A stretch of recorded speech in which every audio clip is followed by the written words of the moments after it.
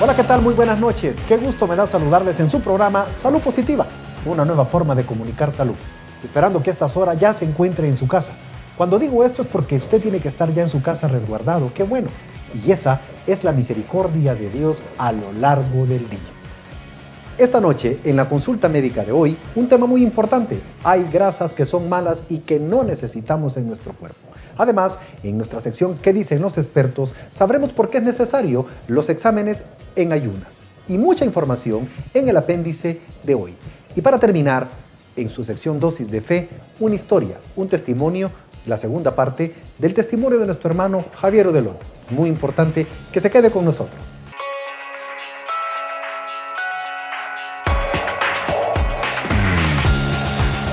Mucho se habla del colesterol y sus daños, pero el colesterol no es del todo malo. Sus tipos HDL y LDL actúan de diferente forma en la salud. El problema con ellos son los excesos de uno y la carencia del otro. Esta noche aprenda más sobre las grasas malas en nuestro cuerpo. Hoy hablaremos de las dislipidemias, término de moda y que debemos conocer.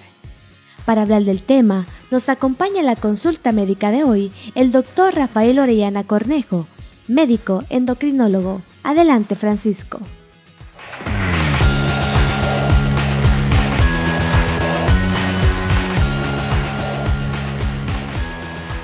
Gracias, Verónica. Doctor Orellana Cornejo, bienvenido, buenas noches. Buenas noches, gracias por la invitación. Esperamos que el programa sea muy interesante para la teleaudiencia. Y de hecho, sí va a ser interesante, doctor, porque normalmente el tema de hoy es grasas malas, grasas que tenemos y que son malas en nuestro cuerpo, que no nos sirven. ¿Cuáles son esas grasas malas, doctor? Normalmente nosotros tenemos colesterol y triglicéridos y se convierten en malas cuando no las utilizamos como fuente de energía. Doctor, ¿esas grasas las consumo y al mismo tiempo las produzco?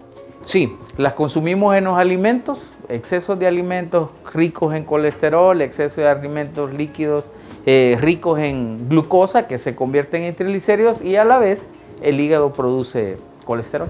Si las produzco es porque en algún momento tienen algunas funciones importantes para mi cuerpo. ¿Cuáles son esas funciones o de qué me sirven esas grasas en mi cuerpo, doctor Orellana?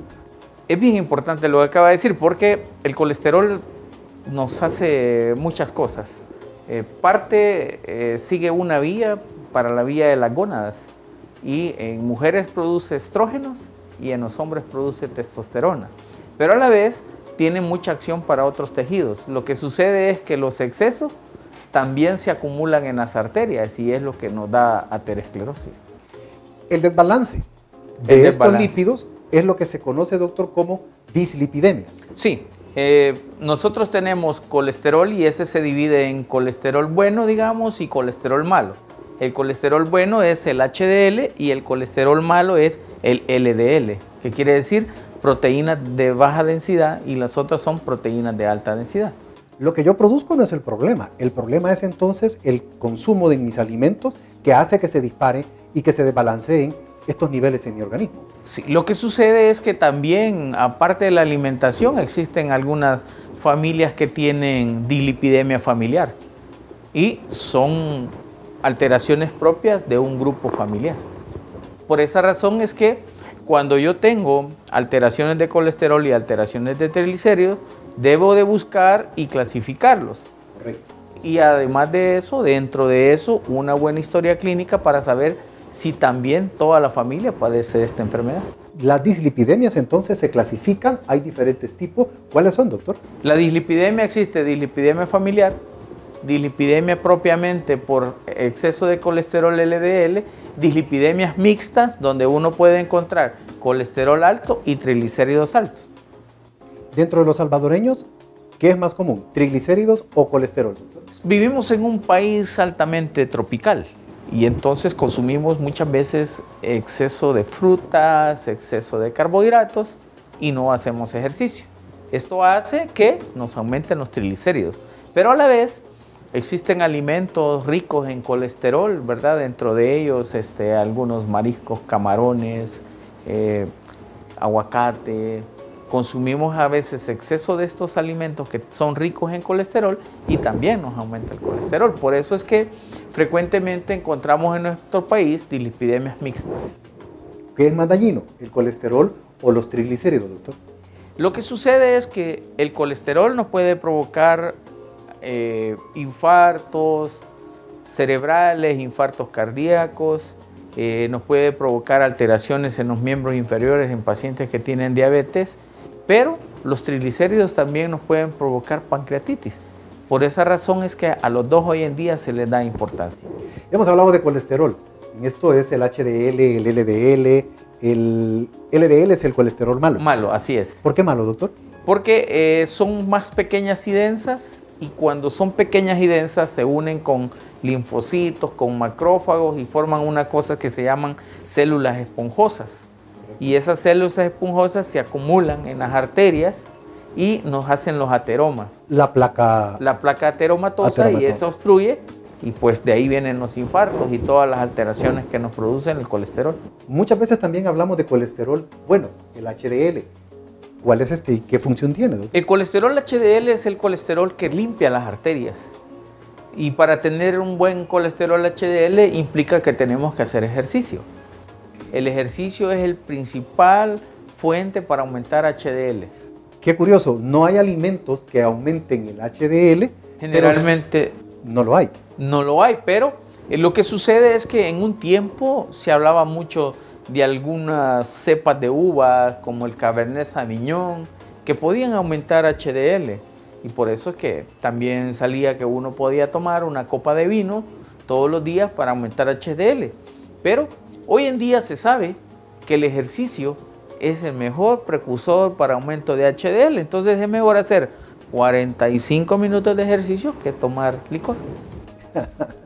Sí, no tomar vino, pero sí, yo había escuchado eso de que el vino era, además de rico y relajante, pues se podía disminuir o aumentar el HDL. Así es. Pero sin embargo, no está comprobado científicamente. Científicamente sí hay una pequeña comprobación que uno puede aumentar una copa de vino, puede ayudar, pero se ha comprobado ya, comparando los dos, que el ejercicio tiene mayor beneficio que esta copa de vino. Ahora, dígame una cosa, doctor, hemos hablado de HDL, LDL, de triglicéridos. ¿Cuáles son los valores normales o los valores que tengo que tener de cada uno de estos en mi cuerpo? Ok, el valor normal de colesterol total debe ser menor de 200. El valor normal de triglicéridos menor de 150. El colesterol LDL, que es el de baja densidad, debe estar menor de 100. Y el colesterol HDL, idealmente en hombres, mayor de 40 y en mujeres mayor de 45. Estas cifras son difíciles de mantenerlas, son difíciles de manejarlas, doctor, en una persona, por ejemplo, diabética. Sí, es muy difícil. Por eso muchas veces se utilizan medicamentos por los riesgos que tiene. Hoy en día el colesterol es un factor de riesgo de enfermedad cardiovascular. ¿Cuál es el riesgo más grande? ¿Cuál es el riesgo más drástico? ¿Cuál es el riesgo que tengo, que puedo tener si no manejo los niveles de mis lípidos correctamente, doctor? Bueno, lo que más hablamos es infartos, ¿verdad? Cardíacos, la enfermedad cardiovascular, que es hoy en día muy frecuente. Dentro de la enfermedad cardiovascular incluimos accidentes cerebrovasculares, ¿verdad? Ya sea un ACV isquémico, un ACV hemorrágico, infartos agudos de miocardio y claudicación intermitente. Y entonces, en conclusión, ¿me puede en algún momento, doctor, provocar la muerte? Claro, y ese es el problema, ¿verdad? Porque un infarto puede ser un infarto altamente fatal. El manejo de los lípidos es algo muy interesante. Me parece que tenemos que continuar hablando del tema. Tengo que ir a un corte comercial, pero cuando regresemos, doctor, me gustaría que me contara acerca de los tratamientos, acerca de las situaciones que ponen en riesgo a los pacientes, pero sobre todo, ¿cómo puedo hacer yo para poder evitar, para poder colaborar con el tratamiento? Porque no solamente es pastillas, sino que también hay mucho que el paciente puede y tiene que colaborar. Así es que vamos a un corte, ¿le parece? Okay. Cuando regresemos, volvemos platicando con el doctor Orellana Cunha.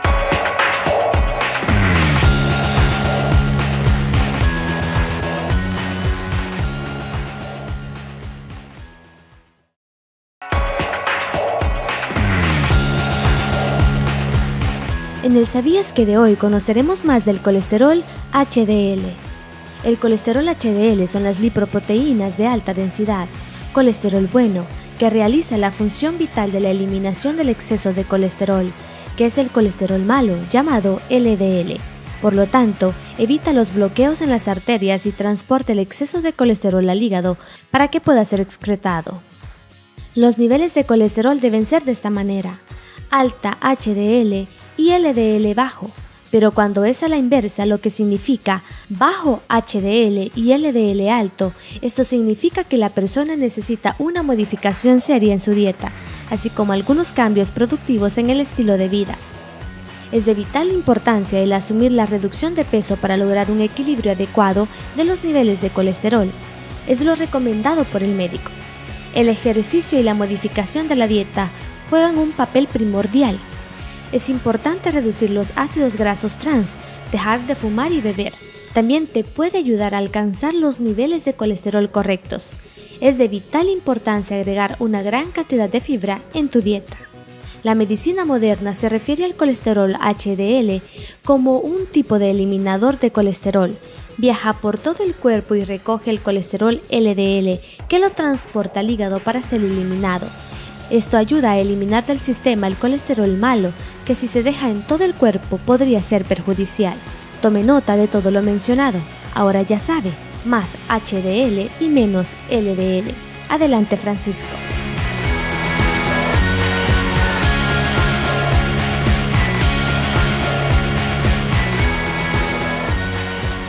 Gracias por continuar en su sección La Consulta Médica de hoy.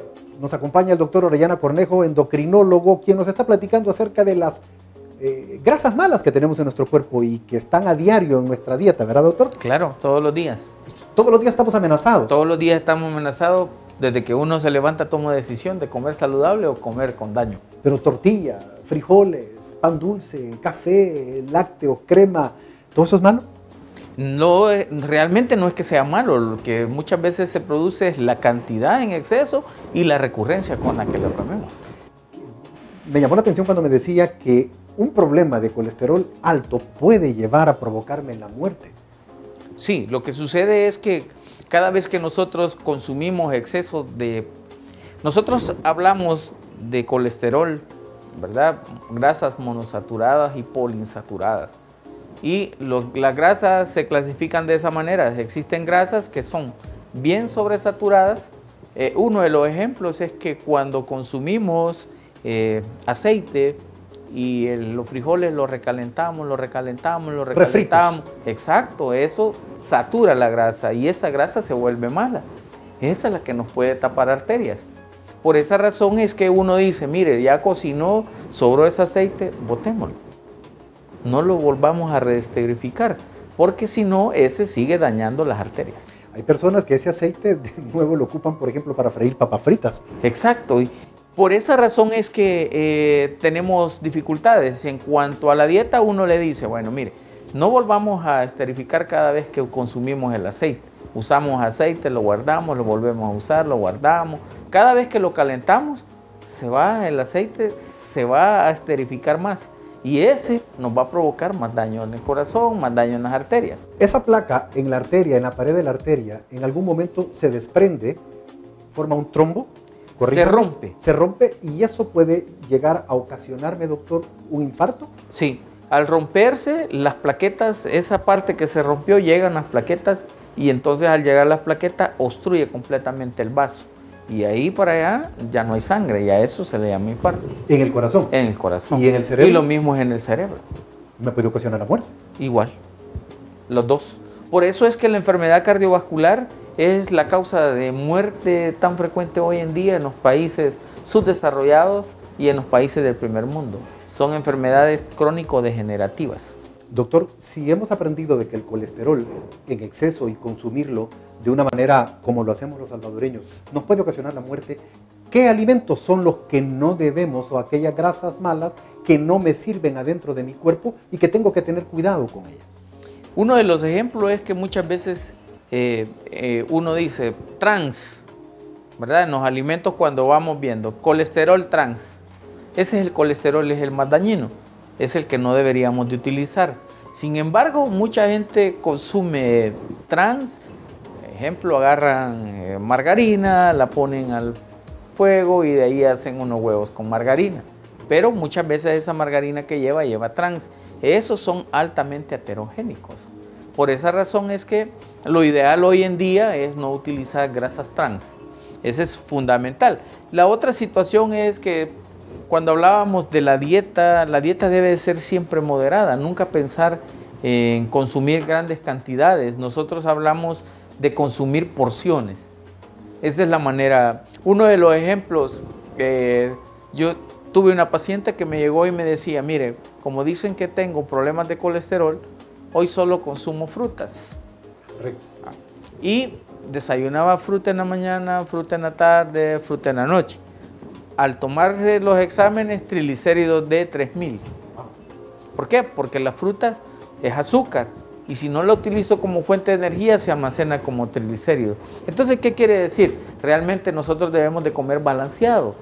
Es tratar de encontrar el equilibrio para la alimentación y el ejercicio y de esta manera vamos a mantener mejor los controles de colesterol y triglicéridos. Pero las carnes rojas en exceso también producen colesterol. Claro, porque tienen colesterol, ¿verdad? La carne magra es la que menos tiene, pero si uno hace un corte, ¿verdad? Y uno dice, bueno, quiero lomo con paleta, lleva grasa.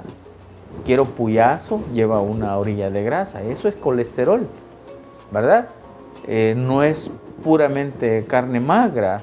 La carne magra es la que menos tiene colesterol. Sin embargo, yo puedo comerme una porción a la semana y no voy a tener ninguna dificultad. En los triglicéridos, doctor, los carbohidratos, las harinas. Carbohidratos, las harinas, así es. Ahí hablamos de pan, gaseosas, frescos, jugos, todos los derivados de azúcar de caña, todas las frutas y todas las harinas. Importante entonces la combinación del alimento, doctor, pero también del ejercicio. Claro, porque la mayor manera de bajar los triglicéridos es hacer ejercicio, ¿verdad? Los triglicéridos son una fuente de energía que se acumula cuando yo no hago ejercicio. Si yo consumo exceso de carbohidratos, que es energía, y si no hago ejercicio, se me almacena como triglicéridos. Por esa razón, la medida importante es siempre hacer ejercicio todos los días, mínimo 30 minutos. En tratamientos, podemos bajar el colesterol, podemos aumentar el HDL, por supuesto, con tratamientos, medicamentos, pero también con la dieta. Hoy que quisiera que nos hablara acerca de los tratamientos, de los medicamentos que hay para esto. Okay. Porque muchas veces abusamos y cuando los tomamos, vamos de nuevo a la consulta, llevamos los exámenes, pero después volvemos a lo mismo. Claro, lo que sucede es que hoy en día para el tratamiento hablamos de factores de riesgo. No es lo mismo que una persona de 30 años llegue con triglicéridos altos, que esté con sobrepeso. El tratamiento en él es dieta y ejercicio. Diferente que yo tenga una persona de 50 años que tenga diabetes, que tenga la dislipidemia, que tenga hipertensión, tiene ya varios factores de riesgo que tienen mayor riesgo de tener infarto. A ese paciente yo le doy medicamento. ¿Y cuál es la diferencia hoy en día? Porque muchas veces dicen, le voy a dar tratamiento y lo tomamos 6 meses. No, el tratamiento es de por vida, para mantener una disminución de los riesgos cardiovasculares. Me habla del tratamiento de fármaco. De fármaco. Es de por vida. Fármacos, dieta y ejercicio. De por vida. De por vida. Ningún medicamento hoy en día funciona, solo el medicamento. Tenemos que contribuir con dieta y ejercicio. ¿Mentimos nosotros los pacientes, doctor? ¿Le mentimos a usted como médico? Por ejemplo, días antes de llegar a nuestro control empezamos a hacer una buena dieta, los niveles nos salen bien, tratamiento tomado a tiempo, pero después nos descuidamos. ¿Encuentra eso usted? Es frecuente y hoy en día uno en diabetes, un ejemplo. Dejamos de comer, hacemos dieta 3-4 días y nos medimos la glucosa en la mañana. Llega con una glucosa de 100, pero tenemos un examen que se llama hemoglobina glucosilada, que me mide el azúcar de 4 meses. Y cuando uno le pide la hemoglobina glucosilada, este es de 10. Y 10 más o menos equivale como a 210 de glucosa en promedio. Es el alcotés, entonces, doctor. ya no nos pueden mentir. Ese es el alcotés, ¿verdad? Exacto. De la persona con diabetes. Así es. Ahora, me llama la atención también que hay personas que son delgadas, que no son obesas y que tienen triglicéridos altos y colesterol alto. Claro, esa es una dislipidemia probablemente familiar, donde uno debe estudiar a toda la familia porque todos tienen factores de riesgo. Ahí es la diferencia, porque probablemente ya no solo sea la dieta y el ejercicio la que el paciente debe tener, sino un medicamento permanente. Doctor Orellana, llego a los últimos 30 segundos de la sección. Por lo tanto, necesito que a nuestra audiencia le extienda la receta de la consulta médica de este día. Ok. Primero, importante dieta, comer balanceado, hacer todos los días ejercicio y el medicamento que se indique, ya sea para el colesterol, que es una estatina, o para triglicéridos, que sea un fibrato, niacina, cumplirla y cumplirla al pie de la letra. Ningún medicamento, por muy bueno que sea, nos va a hacer efecto si no nos lo tomamos. Qué bueno que nos acompañó en esta plática, en esta consulta médica de hoy. Lo más importante es que no se preocupe, que se ocupe. Si identificó que algo está pasando, que está consumiendo mucho colesterol en su alimentación, que tiene algún síntoma o que usted ha descuidado su tratamiento, póngase en contacto con su médico. Lo importante es que usted se ocupe de su enfermedad, porque la parte más importante la pone usted. Por su salud, cuídese. Vamos a conocer más con los expertos que nos van a decir cómo tenemos que llevar nuestros exámenes cuando son en ayunas. Por lo tanto, vámonos a nuestra sección ¿Qué dicen los expertos?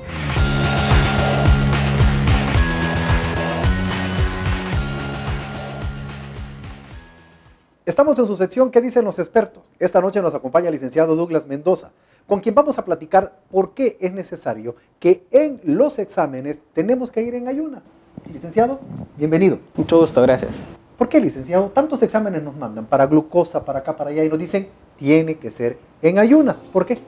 Vaya, una de las principales razones es porque los parámetros que nosotros medimos tienen rangos de referencia. Entonces es importante que las personas lleguen en un tiempo estipulado, normalizado, para que sus resultados sean fiables para el doctor. Quiere decir que si no llego en ayunas, pueden ser que no me den los resultados que usted necesita. Sí, efectivamente el problema de no llegar en ayunas o no cumplir las horas estipuladas para poderse llegar a hacer los exámenes, sí pueden salir bajos o pueden salir demasiado altos. Entonces no vamos a saber si es porque no cumplió con los requisitos. ¿Cuáles son los exámenes que necesito, licenciado, estar en ayunas? ¿Qué tipo de exámenes son? Vaya, los exámenes generalmente de los más básicos son la glucosa, que es para el azúcar, o también puede ser los colesteroles. Colesterol HDL, LDL y los mismos triglicéridos que necesitan más o menos un parámetro bastante alto de ayuno, ¿verdad? Me decían alguien que sí se puede tomar café, pero que no tenga azúcar. ¿Eso es cierto o no? Vaya, fíjese que nosotros, con la experiencia que nosotros tenemos, solo lo único permitido es agua. Es lo único que pueden tomar. ¿Ese es el estándar? El estándar, digamos, internacional, porque eso ya sale de los estándares internacionales para las pruebas. Licenciado, que necesito tener el tiempo. ¿Cuánto es que yo tengo que haber cenado para poder el día siguiente tempranito tomarme los exámenes? Vaya, lo básico que nosotros pedimos es que cenen algo liviano, 6 de la tarde, para que puedan presentarse al laboratorio con unas 12 horas. Estamos hablando de 6 de la mañana a 7 de la mañana. ¿Qué pasa si yo me presento después, que tengo más de 12 horas de estar en ayuno? Tenemos un límite de 14 horas. Entonces eso es importante porque tenemos un margen bastante amplio en el cual nosotros podemos llegar a hacernos los exámenes. Si nosotros no cumplimos con el ayuno, los resultados no son fiables. Podrían dar de arriba de 14 horas un poco más bajos. Entonces es importantísimo el ayuno para los exámenes de glucosa, triglicéridos, ayúdeme. Colesterol, colesterol HDL y LDL. Eso es importantísimo, licenciado, porque eso nos permite que usted en los exámenes los resultados estén acorde a la realidad y los médicos puedan tomar las decisiones para nuestro tratamiento. Correcto, es para nuestra salud. Bueno, muchas gracias, licenciado, por su compañía. Esperamos que esté con nosotros nuevamente y que sigamos platicando, porque hay veces nos confundimos. Creemos que el pinchazo del examen es tan complicado que nos da miedo. ¿No hay otra prueba más fiable que el sacar la toma de sangre, por ejemplo, licenciado? Hay otro tipo de pruebas que se pueden hacer, pero la mayoría son en sangre. ¿Es la más confiable? Es la más confiable. ¿No hay otro tipo? Se podría hacer en orina, pero no es la misma concentración la que vamos a obtener. Bueno, muchísimas gracias, licenciado. Bueno. A usted, amigo televidente, siga con nosotros porque vamos a un pequeño corte comercial aquí en su programa Salud Positiva.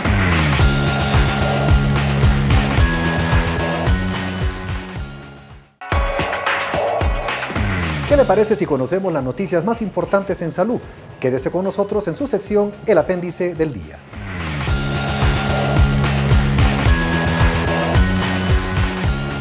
Seguro Social entrega cadáver equivocado a familiares.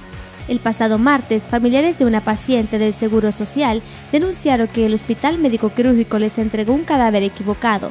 La mujer falleció en el ISSSTE tras permanecer un día ingresada. Los familiares de la fallecida Concepción Angélica Solórzano Loarca, de 60 años, denunciaron públicamente que doctores del Hospital Médico Quirúrgico del Instituto Salvadoreño del Seguro Social les entregaron un cadáver equivocado luego de haberles informado que la mujer había fallecido. Según los familiares, la ahora difunta fue ingresada el lunes 22 de agosto al médico quirúrgico con un fuerte dolor en el estómago. Tras realizarse múltiples exámenes médicos, a los familiares se les informaron que la mujer quedaría ingresada, sin embargo, no les dieron el diagnóstico. Los familiares de la mujer recibieron una llamada donde les informaron que Angélica Solórzano había fallecido. Tras hacerse de conocimiento público el caso, las autoridades del ISSSTE informaron que tomarán una serie de medidas para que este tipo de hechos no vuelvan a ocurrir. Trabajadores de salud reiteran amenazas si se les quita el escalafón. La marcha de los sindicalistas hacia el Ministerio de Salud en defensa de su escalafón salarial ha provocado grandes embotellamientos en el centro de la capital. Para los protestantes no es válido el argumento que el pago del escalafón afectará la adquisición de medicamentos e insumos. Señalan que ya de por sí hay problemas en el abastecimiento debido a errores administrativos. Por el momento, la protesta se mantiene concentrada frente al MinSal y exigen que una comisión sea recibida por la ministra de Salud, Violeta Mengíbar. Amenazan que si no obtienen respuestas continuarán las acciones hasta llegar a un paro de labores en los hospitales, unidades de salud y ECOS. Fallece Joaquín Barraquer, uno de los oftalmólogos más prestigiosos del mundo. El médico español Joaquín Barraquer, uno de los oftalmólogos más prestigiosos del mundo e hijo del fundador de la clínica de Barcelona que lleva su nombre, murió a los 89 años, informaron fuentes del centro hospitalario. Barraquer, presidente de la Sociedad Española de Oftalmología y experto en la cirugía de la catarata y el glaucoma, pertenecía a la tercera generación de una saga dedicada a la salud ocular y tenía el título de doctor honoris causa por 11 universidades de todo el mundo. El médico que creó la Fundación Barraquer y el Banco de Ojos para Tratamientos de la Ceguera había sido pionero en la inclusión de lentes intraoculares para corregir la miopía y revolucionó las técnicas quirúrgicas oftalmológicas. Descanse en paz, Joaquín Barraquer.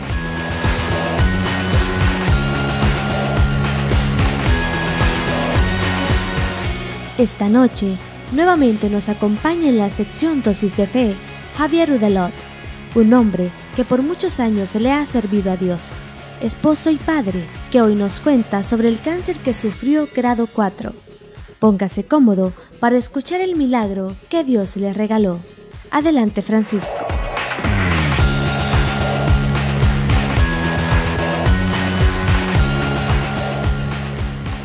Amigos televidentes, buenas noches. Qué bueno que sigue con nosotros en esta sección más importante del programa porque hablamos de la salud espiritual, de la salud del alma. Testimonios, historias. La semana pasada nos acompañó mi amigo, mi hermano Javier Udelot, quien nos contó algo muy importante de su sanación. Hoy, este día, quiere compartir con nosotros cómo no se desesperó en medio de esa esperanza. Porque muchas veces nosotros nos desesperamos cuando estamos esperando respuestas o más cuando estamos esperando una sanación.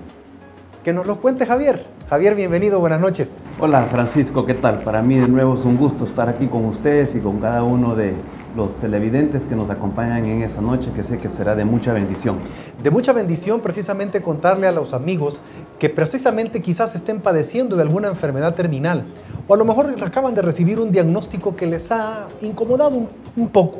Usted recibió de nuevo, nos había contado en el pasado programa, que había de nuevo regresado el cáncer, que lo habían sometido a una operación, que después regresó, pero en ese momento que regresa, usted se enoja con Dios, usted como que tiene un conflicto con Dios, y en esa espera que es normal, usted nos decía, normal Francisco, yo estaba de nuevo en estas circunstancias.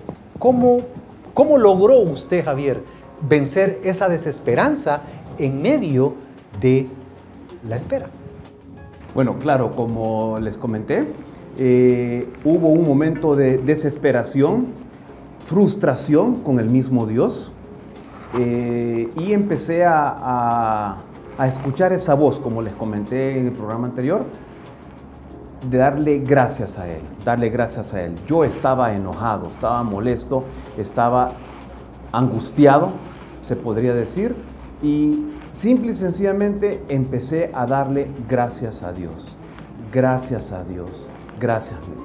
Inclusive llegué a decirle, no tengo ganas de darte las gracias, ¿cómo es posible? Ahí los médicos me están diciendo de que las probabilidades de seguir viviendo se disminuían, porque el cáncer había regresado. Significaba que el tratamiento que me dieron no funcionó del todo, ¿ya?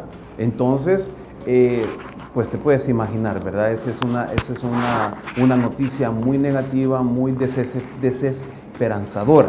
Sin embargo, en medio de esa desesperación, escuché aquella voz, allá en el fondo de mi corazón, que le diera gracias. Cuando empecé a darle las gracias, llorando, ¿verdad? Llorando, le daba las gracias, le decía, Dios, no entiendo por qué, pero voy a ser obediente y te voy a dar las gracias porque la Biblia dice que hay que darte las gracias por todo, incluyendo lo malo, aunque no lo entendamos, ¿verdad? Tú eres el Dios de la vida, así que comencé a darle las gracias, gracias, gracias. En ese momento, Francisco, ocurrió algo sobrenatural. Yo no soy mucho de que vengan mensajes de Dios o revelaciones, pero ahí, en ese momento que estaba en el suelo, básicamente impotente, sin hacer nada, es cuando yo veo la mano de Dios y me dice al corazón, vas a hacer lo que Moisés hizo cuando fue acorralado por los egipcios y que tenía el mar enfrente. Acordémonos que los israelitas iban siendo guiados por un primer redentor que era Moisés, ¿ya? Hacia la tierra prometida. Pero se toparon con el mar y venían los egipcios detrás de ellos a atacarlos. Entonces, ese cáncer que me regresó era como ese ejército egipcio y su faraón. Y Dios me dice, mira, haz lo que hizo Moisés. Cuando tú vas y lees en el Éxodo 14, te vas a dar cuenta que ahí lo primero que dice es, y Dios le da la orden, sigue adelante. Pero Javier, en ese momento tan importante, ¿cómo pudo diferenciar que era una revelación y que no era un sentimiento que usted estaba sintiendo? Por fe, porque no tenía a dónde ir. Estaba como Moisés. No tenía otro lugar a donde ir. Me estaban diciendo que mi vida se acortaba. No sabían cuánto más iba a vivir. Entonces, en medio del llanto de agradecimiento, porque ya no era un llanto de queja. Al principio era un llanto de queja, quejándome contra él, porque le había servido tantos años constantemente. Y en el momento te dicen, le regresó el cáncer, que había estado batallando contra él. Entonces, fue un momento de fe. Claro. Tuve que tomar una decisión en si darle las gracias o no a esa voz que yo escuchaba. O sea, si era de Dios o no. Tuve que tomar una decisión, y mi decisión fue en medio del miedo, en medio del enojo con Dios, ok, voy a darle las gracias, aunque no tengo ganas de darle las gracias. Eso quería llegar. ¿Fue difícil dar la gracia, por ejemplo, sabiendo que muy probablemente se enfrentaba a un tratamiento riguroso como el de la quimioterapia? ¿Tenía que dar las gracias por de nuevo estar en la circunstancia difícil? Me estaba enfrentando con la muerte. Dar las gracias entonces porque se enfrentaba con la muerte. Dejemos el tratamiento. O sea, había probabilidades de morir. Veamos que en mi caso, estadísticamente, el 15% de las personas que han tenido una célula maligna como la que yo tuve, viven hasta 3 años. El 15%. Es decir, que hay un 85% que muere antes de los 3 años. Y este es mi 11º año. Por eso los médicos no entienden por qué al día de hoy yo sigo vivo. Pero como Dios es el que tiene la última palabra, eso es lo que hay que confiar, en la voluntad de Dios. Yo me puedo haber muerto, pero para mí realmente yo sabía de que el morir, como dice San Pablo, que es lo mejor, ¿verdad? Pero yo fui sincero y yo le dije, mi Dios, yo quiero seguir viviendo. Yo sé que irse al cielo es lo mejor. Eso es lo mejor que le puede ocurrir a cualquier ser humano. Porque ahí es donde va a haber verdadera paz, amor, una alegría demasiado potente que nuestros cuerpos no pueden aguantar. Por eso es que tiene que haber una transformación, dice la Biblia. Entonces, ¿qué sucede en ese momento que me dicen a mí le regresó el cáncer. Fue en octubre del 2007, ¿okay? Que yo me peleé con Dios y le comencé a dar las gracias. Ahí vino en ese momento una revelación. Hoy yo sí lo creo que fue una revelación y me dio 4 caminos, o lo que yo le llamo las 4 reglas de oro. Qué interesante. Para atravesar cualquier tormenta, no necesariamente un cáncer. Y un como desierto. yo tenía, un desierto. Qué interesante. Son 4 reglas de oro. Y esas 4 reglas de oro, es tan interesante su testimonio que quisiera que cuando regresemos del corte nos cuente cuáles son esas 4 reglas de oro para que a nuestros amigos televidentes les quede claro. Vamos a corte, ¿le parece? Me parece muy bien. Vamos a corte, regresamos en un momento.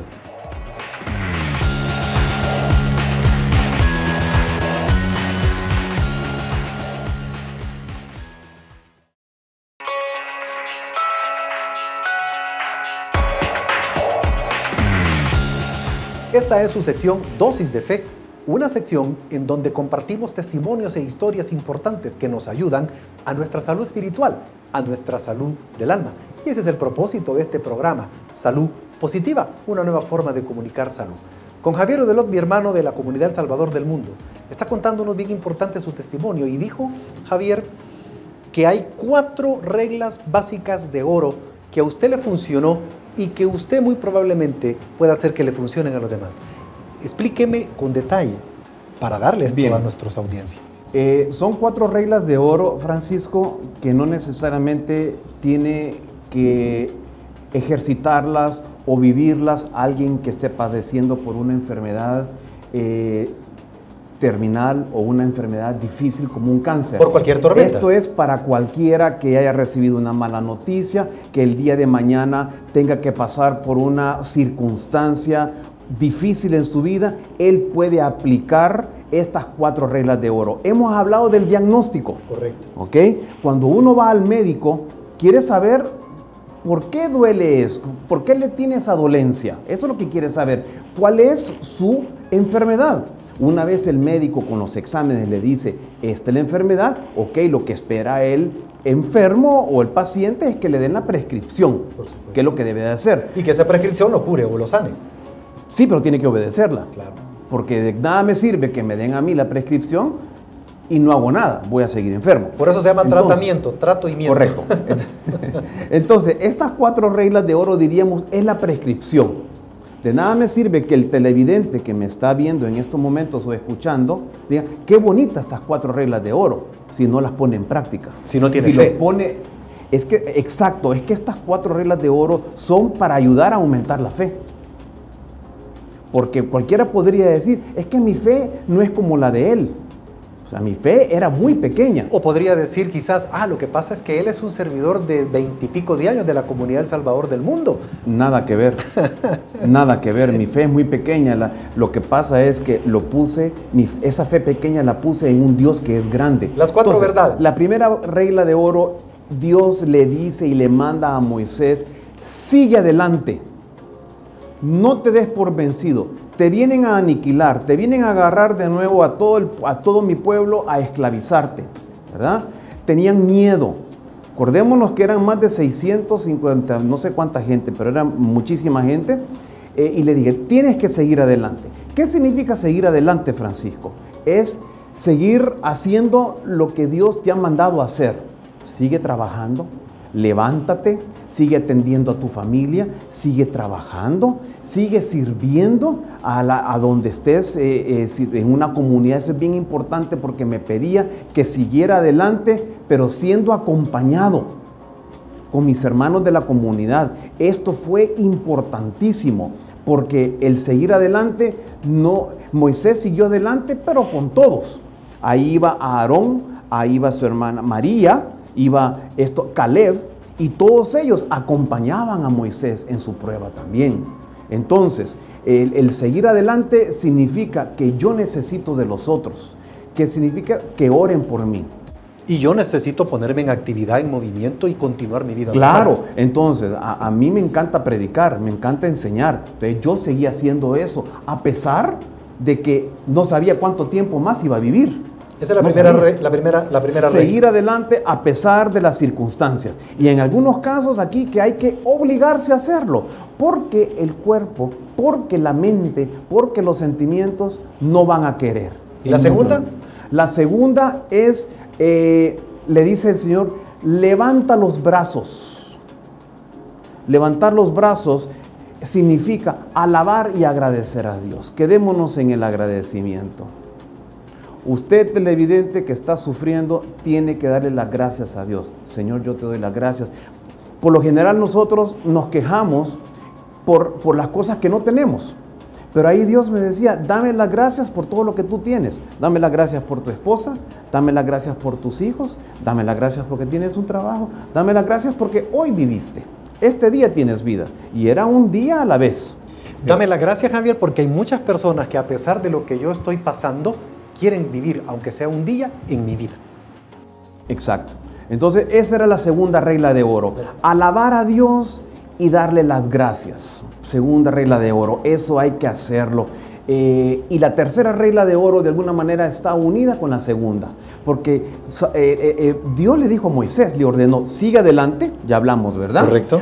Acompañado. Es bien importante que tenga a alguien que lo pueda acompañar y pueda orar, que le pueda imponer las manos. Que lo hagamos en comunidad, que lo hagamos Sí, en no cualquier solamente grupo en el eso, que sí, estamos. fíjese que me tienen a mí en una cadena de oración. No. El pueblo israelita iban todos juntos, iban acompañados y unos con otros se animaban. Okay. Y esa es una bendición que tenemos en nuestra comunidad. En esos momentos en que yo tenía miedo, porque había miedo también, yo le pedía a cualquiera de mis hermanos, mira, por favor, imponeme las manos y ora por mí. Eso para mí fue increíble. Eso está siempre dentro de la primera regla de oro. ¿Y la tercera? Bueno, dijimos la segunda. La segunda, levanta las manos. Levantar las manos, alabar al Señor y agradecerle. Correcto. Tercera regla de oro dice, y levanta el bastón. El bastón es la Biblia, la palabra de Dios. Entonces, ¿qué comencé a hacer yo? Me memoricé entre 5 y 10 versículos cortos de poder que me ayudaran a mi fe. Entonces, cuando me venía el pensamiento negativo, Correcto. te vas a morir. Correcto. No vas a ver a tus hijos. Lo cambiaba por uno de esos versículos. Entonces yo venía y decía, porque es más fuerte el que vive en mí que el que está allá afuera. Gloria a Dios. Gloria a Dios. Filipenses 4:19, porque el que vive en mí es más poder. Todo lo puedo en Cristo que me fortalece. Entonces, la tercera regla fue que usted... La palabra de Dios. La palabra de Dios. Y se memorizó y logró tener varios versículos que le dieran el poder para contrarrestar esos pensamientos negativos que en algún momento venían. Sí, porque esos pensamientos pueden ser irreales. Y acordémonos que tenemos un enemigo, el vencido. ¿Y el diablo. número 4? Y ese es el mentiroso, perdón. Porque él ¿qué va a hacer? Va a ponerle mentiras y le va a decir, te vas a morir, te va a pasar esto, te vas a quedar soltero, Okay. te vas a quedar viudo o viuda, lo que sea. Entonces hay que reemplazar, esa es la tercera verdad, la Correcto. tercera regla de oro, reemplazar esas mentiras que me puedan estar viniendo a mi mente o yo me las puedo estar creando por lo que escucho. Con la verdad, que es la palabra de Dios, con versículos de verdad. Ese es el 3. Y el llegando al 4, El Javier... 4 es difícil. Okay. Porque en el cuarto Dios le dice, hoy que tienes el bastón levantado, la palabra de Dios, ahora parte el mar en dos. ¿Qué es partir el mar en La dos? cuarta regla de oro es partir el mar en dos. Eso significa partir el pecado. Si hay algo que a los ojos de Dios no está correcto, por ejemplo, un resentimiento, un rencor que yo pueda tener hacia alguien, yo tengo que buscar la reconciliación. Si yo soy una persona que estoy en un adulterio o por ejemplo en una infidelidad, todo el tiempo tengo que arreglar esa situación. Tengo que romper con ese pecado para poner las cosas en regla ante Dios. Porque eso es importantísimo. Javier, esos 4 pasos fueron importantes en su vida. Usted los creyó, se los tomó la decisión y 16 años después lo tenemos aquí. 11 años. 11 años después lo tenemos aquí, contando este testimonio tan grande de esta enfermedad y de este cáncer terminal tan severo. Mi hermano, para terminar, hay muchas personas que lo están viendo y que probablemente estén pasando el mismo caso. El mensaje, su dosis de fe para todos mis hermanos que nos están escuchando? Para Dios no hay nada imposible. Cualquier cosa es fácil. Pero aquí usted puede creer en un Dios que sana catarros o en un Dios que sana cáncer. ¿En qué tipo de Dios cree usted? Yo le animo a que crea en un Dios que sana cáncer, que levanta a la vida, a los muertos, que Él tiene poder para cualquier cosa. Sin embargo, es bien importante, Francisco, que el cielo es nuestro destino. O sea, aquí en la vida, cuando leemos el Evangelio de San Juan, Jesús lo dijo muy claro. En el mundo habrán que atravesar pruebas, pero ánimo, yo ya las vencí y Él ya venció la muerte. Tenemos que tener claro que lo más importante de una sanación física es la sanación del espíritu. Okay. El saber que yo voy camino al cielo. Porque hoy a mí me ha sanado de un cáncer, pero yo no sé si hoy esta noche yo voy a morir. Yo quiero ir al cielo. Yo quiero asegurarme que tenga a Jesucristo, que es mi tiquete para entrar al cielo. ¿Lo tiene usted? Gloria a Dios. Bueno, qué importante, qué testimonio más bonito. Si usted quiere que Javier nos acompañe de nuevo en otro tema, Javier, vamos a volverlo a tener. Si usted quiere escribirnos en nuestras redes sociales, enviarnos mensajitos a Twitter, sería muy importante lo que usted necesite saber en esta sección. Le damos las gracias por haber escuchado este testimonio de fe en las manos y en lo que es las manos del Señor, porque en Él nos pusimos. Javier, amén. Gracias por haber compartido con nosotros esto. De nada, ya sabes, para mí ha sido un gustazo. Gracias.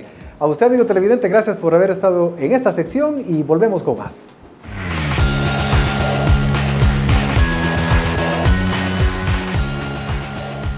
Es así como llegamos al final de su programa. Esperamos haber colaborado con su salud, pero recuerde siempre que la parte más importante la pone usted. Por su salud, cuídese. Le pedimos que use nuestras redes sociales. Es importante que se comunique con nosotros, que nos diga qué es lo que quiere saber de su salud. Y recuerde, si hoy no fue un buen día, sonría. Fue solo eso, no la vida. Dios lo bendiga.